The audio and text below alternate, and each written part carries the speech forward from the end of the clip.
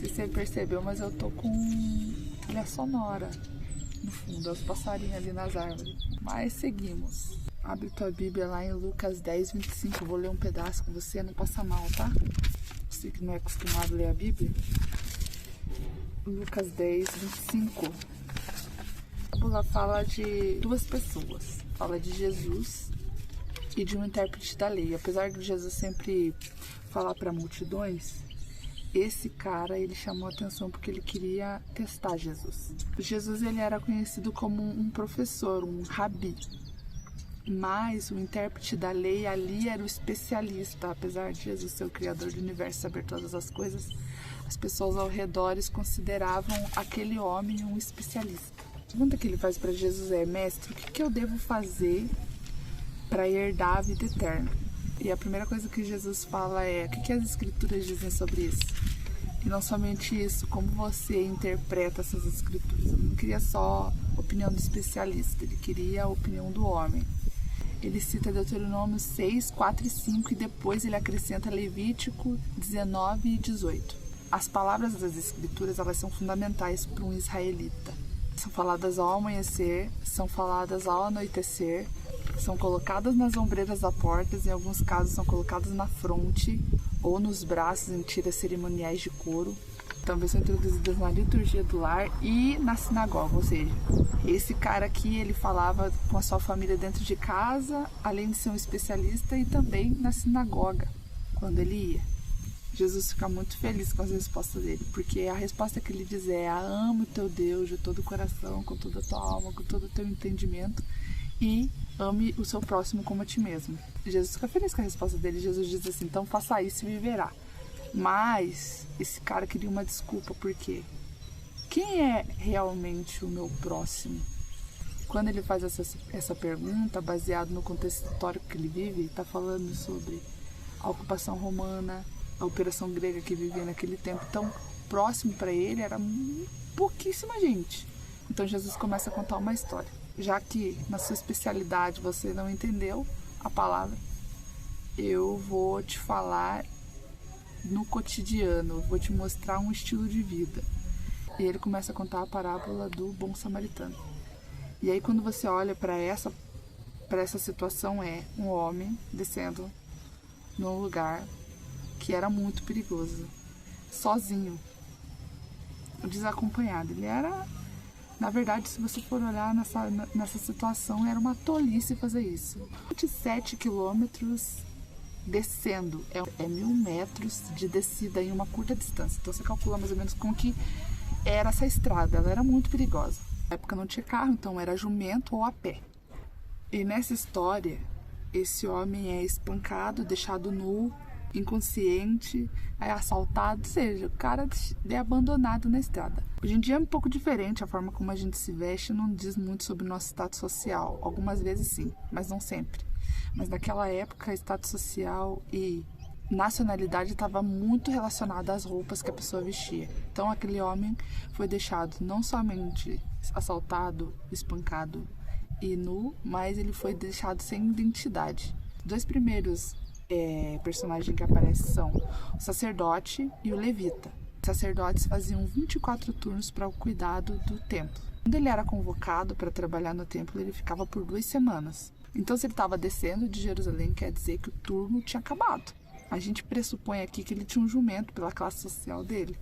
E segundo alguns estudiosos, ele também era bonito, porque não podia ter defeito nenhum para ser um sacerdote. Como que isso vai mudar alguma coisa na história? Provavelmente ele tinha todo o equipamento para ajudar esse homem, já que ele era um sacerdote. Mas o que impede ele de ajudar esse homem? Havia umas regras muito rigorosas a respeito de cadáveres e sacerdotes. Ou quem trabalhasse no templo, porque depois você vai ver que vai aparecer um levita na história. Então a desculpa dele era o status, porque como ele não ia servir, ele poderia muito bem ajudar esse homem e depois tirar o período lá para a purificação. Ele não queria fazer isso, né? Ele tinha um servo? Essa é uma pergunta que a gente tem que fazer. Ele podia checar se pelo menos esse homem estava morto. E acredite, as pessoas que estavam ouvindo Jesus falar sobre essa história, elas não julgaram esse sacerdote e muito menos o levita que vai aparecer depois. Por causa da hierarquia, por causa do status social, por causa da posição que esses homens tinham. Apesar do levita ele não ter as mesmas regras que o sacerdote, quer dizer, não são tão restritas quanto para um sacerdote, ele também não ajudou, passou de largo.